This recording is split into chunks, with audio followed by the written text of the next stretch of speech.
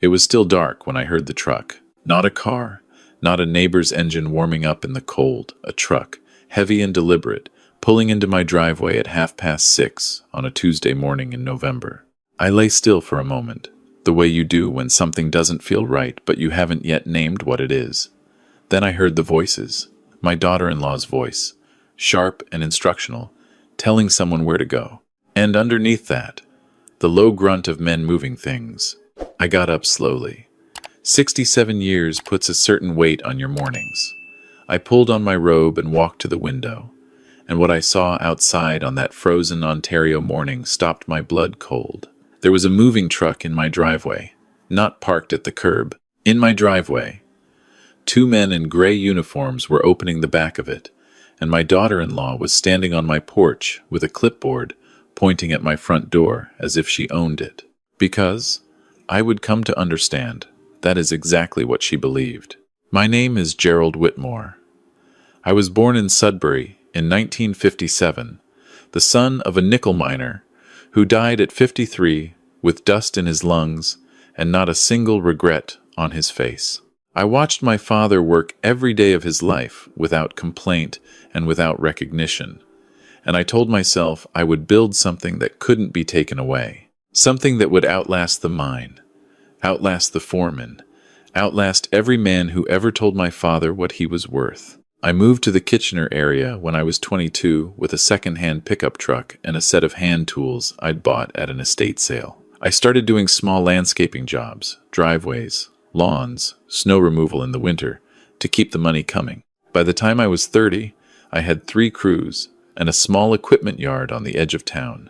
By 40, I had contracts with 2 municipalities and a growing reputation for commercial site work.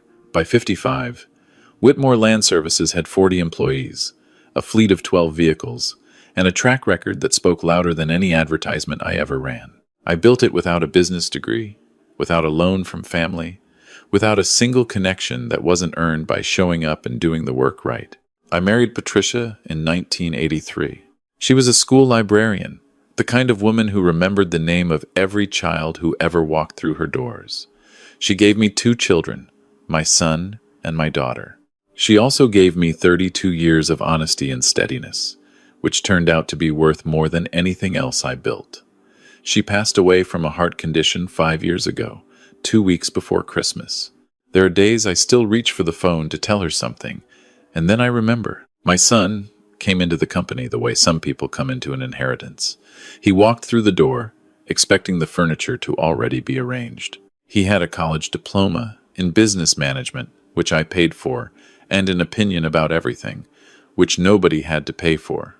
When he was 28, I gave him the role of project coordinator. He was good at talking to clients, good at presentations, good at wearing the right jacket to the right meeting. What he was not good at was the rest of it. He missed site inspections. He approved budgets he hadn't read. He lost a municipal contract because he forgot to submit the renewal paperwork by the deadline, a contract we'd held for 11 years. When I talked to him about it, he said I was micromanaging. When I talked to him again, he said I didn't trust him. The third time, he told me I needed to let go, that the company needed new thinking, that I was holding it back by insisting on doing things the way I'd always done them.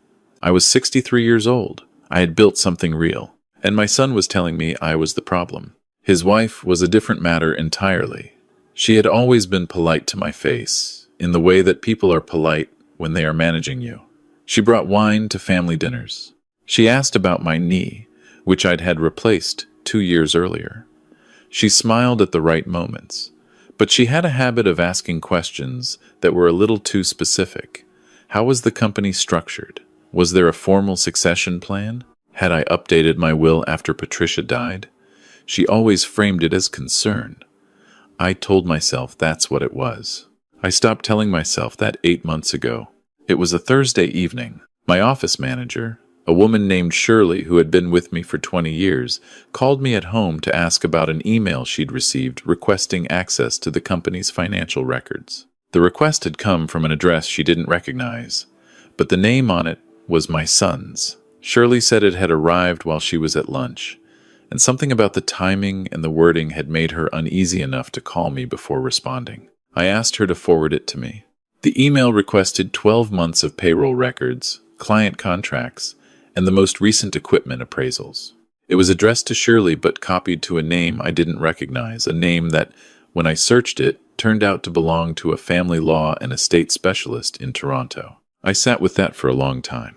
The following Monday, I drove to see an old friend of mine named Frank, a man I'd known since we were both in our 20s doing trades work in the same part of the city. Frank had built a small chain of hardware stores and sold them at 60 for more money than either of us had imagined when we were young. He was smart in the way that people who've been through real difficulty become smart. He didn't waste words, and he didn't tell you what you wanted to hear.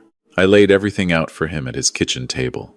The email, the questions my daughter-in-law had been asking, the way my son had been pushing for more authority at the company, the copy to the estate lawyer. Frank looked at me for a moment before he spoke. Then he said, "Gerald, they're trying to figure out what they're going to get, and they want to figure it out while you're still around to be managed." I said I didn't fully understand. He said, "They want to know if it's easier to get it from you now or wait. And my guess is they've decided now is easier. The question is what they're planning to use as the reason." That night, I went home and I sat in the kitchen, where Patricia and I had eaten breakfast every morning for 30 years, and I looked at the ceiling for a very long time. Then I called a lawyer I'd used years ago for a commercial dispute. He was retired, but he recommended someone, a woman named Deborah Tran, who worked on estate and corporate protection matters. I met with her the following week. She listened without interrupting while I went through everything. When I finished, she asked me one question. Had I done any formal estate planning since my wife passed? I had not. Patricia and I had made wills together in 2009, and after she died, I had put off updating mine. I knew I needed to. I kept not doing it. Deborah told me that was the first thing we were going to fix.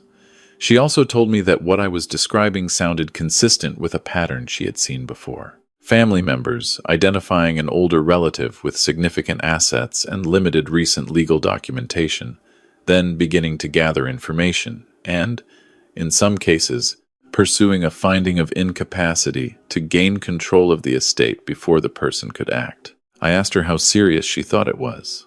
She said, "I think you need to act as if it's very serious, because the cost of being wrong in the other direction is much higher." She was right. I knew she was right. I also felt a cold and particular shame sitting in that office, because I had spent 45 years being a man who saw problems clearly, and I had let myself not see this one for months.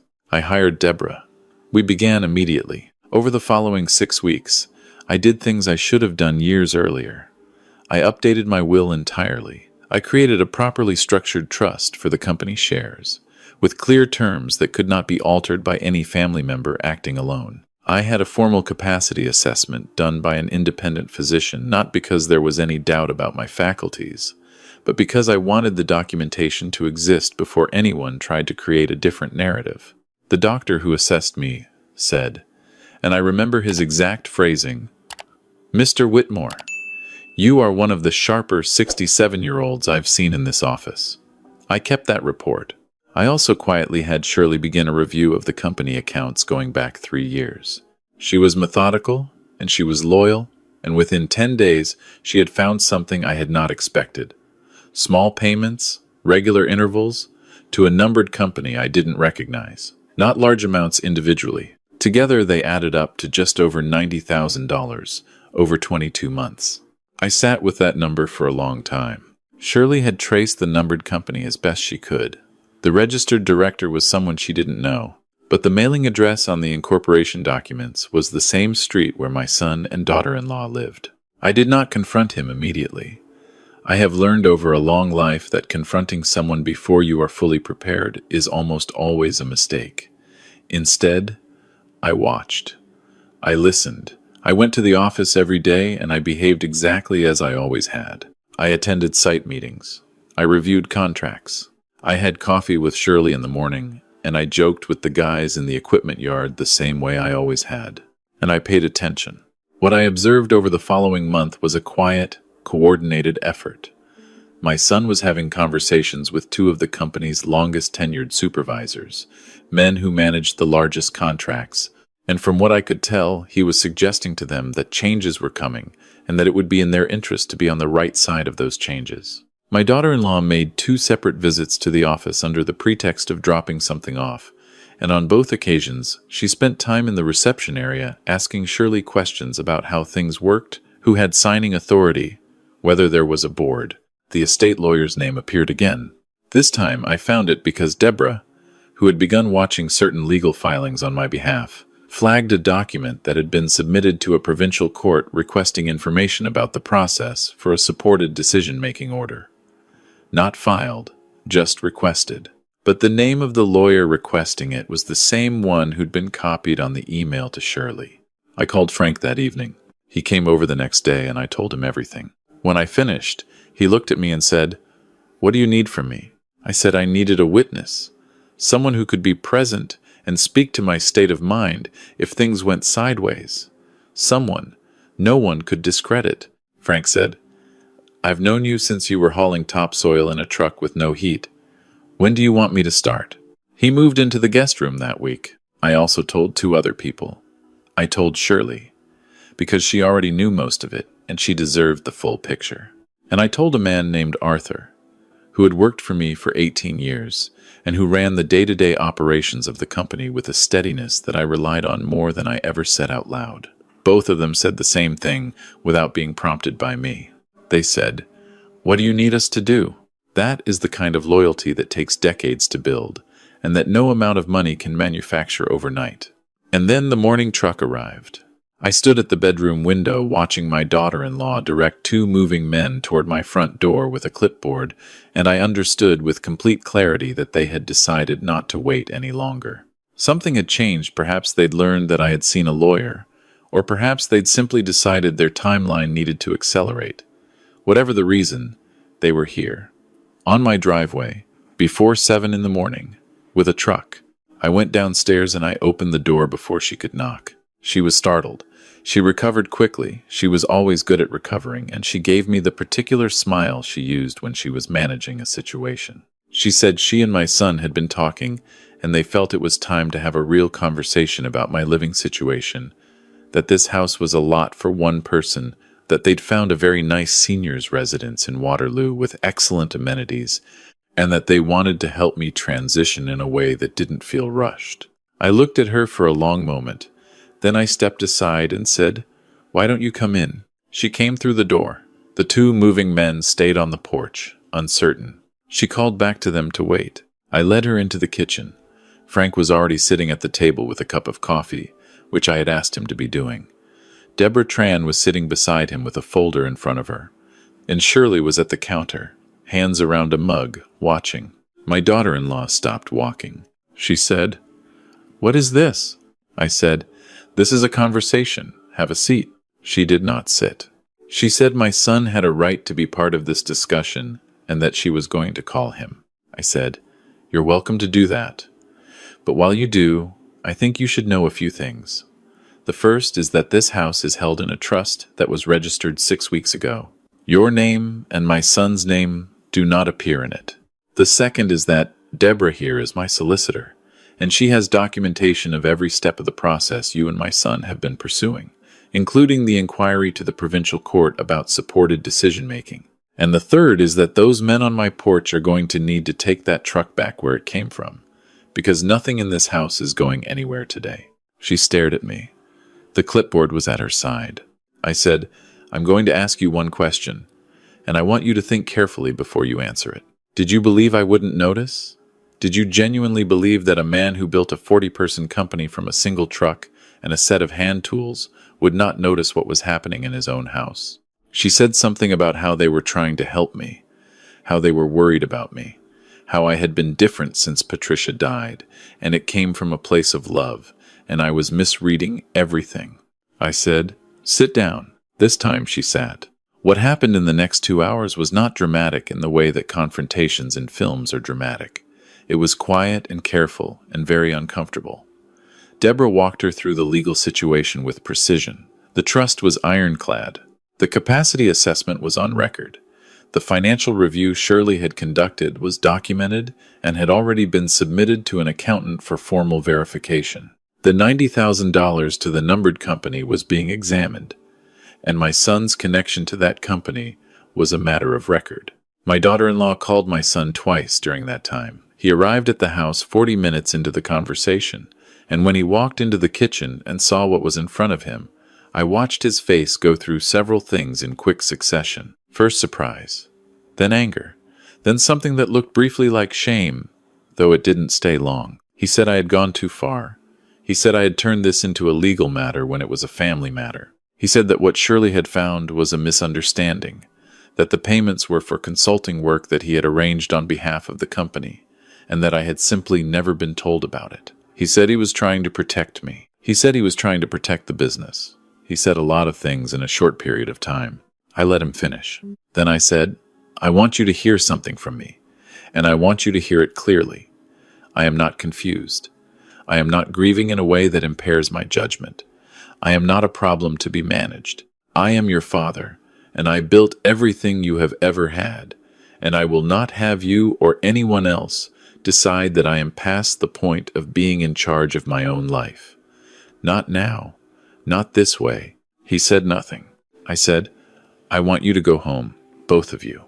Deborah will be in contact with your solicitor about the payments, and we'll deal with that through the proper process.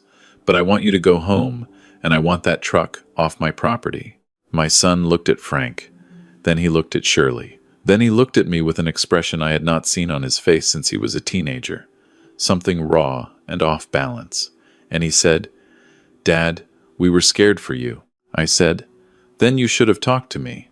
They left. Frank walked them out. From the window, I watched the truck pull out of the driveway and disappear down the street.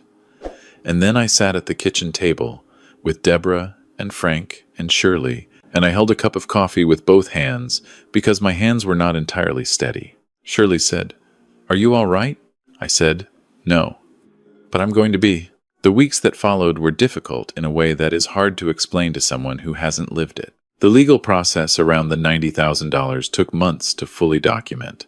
My son maintained for a long time that the payments were legitimate, that they represented services rendered. When the accountant's review found no corresponding invoices, no deliverables, no records of any actual consulting work, he shifted his position. He said it had been poorly documented. He said he had intended to bring it to my attention. He said a number of things that became progressively harder to sustain against the paper trail in front of him. His solicitor and Deborah exchanged many letters. I am not going to pretend that process was easy or that I didn't lie awake at night going over all of it. There were mornings when I sat in the kitchen with my coffee and thought about Patricia, and about what she would say, and about whether I had done something in the way I raised him that had led here. I have asked myself that question many times. I have not finished answering it. My daughter-in-law stopped contacting me entirely. She had made a calculation, and the calculation was now different than it had been, and so her behavior changed accordingly. I was not surprised by this. I was, in some ways, relieved. It is easier to deal with clarity than with managed warmth. My daughter, who lives in Halifax and who I had spoken to about all of this by phone, flew out to see me in January. She sat across from me at the same kitchen table and she said, Dad, I want you to know that I had no part in any of this. I told her I knew that. She said she'd tried to warn me 2 years ago that something felt off, that her brother had said things to her about the company and about my age that had worried her, but she hadn't known how to bring it to me without causing a problem. I told her I wished she had. She said she was sorry she hadn't. We sat together for a long time without saying much else, and that was enough. The formal outcome of the financial matter was eventually a repayment agreement. My son did not go through the criminal system, though Deborah made it clear to his solicitor that the alternative to a private agreement was a referral to authorities. $70,000 has been repaid in structured installments. The remaining $20,000 is still outstanding. Whether it will be collected is, at this point, a secondary concern. He was removed from any formal role in the company. The new operational structure I had put in place with Deborah's help means that no family member can assume control of Whitmore Land Services without meeting specific professional criteria and receiving approval from an independent oversight board that includes Arthur, my accountant, and 2 external advisors. It took 3 months to set up, and it is, without question, one of the best things I have ever done for the company and for the people who work there. The company itself came through. We lost one contract during the period when rumors were circulating among clients, which was painful. It was a commercial property manager we'd worked with for 7 years, but Arthur held the operations steady and surely kept the administration from losing a step. By spring, we had recovered the revenue and signed 2 new agreements. The 40 people who depend on Whitmore Land Services still have their jobs. I think about that when I am tired. Frank stayed at the house for 3 weeks in total. He didn't have to. He had his own life, his own routines, a wife who was patient with his absence, but who I knew missed him. One evening near the end of his stay, I told him that, and he waved it off the way he always waves things off. He said, "You would have done the same." I probably would have. That is not a small thing between 2 people who have known each other for 45 years. My son and I did not speak for 4 months. The first contact came through a text message, brief and careful, that said he wanted to talk when I was ready and that he understood if I wasn't. I did not respond for 2 weeks. Then I called him, not because I was ready exactly, but because I had decided that ready might not be a state I was going to reach on my own, and that waiting for it was its own kind of choice. The conversation was not easy. It was not the kind of conversation I had imagined when my children were small and I thought about who they would become. He said things I believed and things I didn't entirely believe, and I said things that were true and probably some things that were harder than they needed to be. At the end of it, there was not resolution so much as a kind of mutual acknowledgement that we were both still here and that the alternative to continuing was worse. He has not been to the house. I have not been to his. We speak on the phone perhaps once every 2 or 3 weeks. I am told by my daughter, who is the thread between us now, that he is in counseling. I think that is probably the most useful thing he could be doing. His wife and I have had no contact since the morning of the truck. I do not expect that to change, and I have made my peace with that.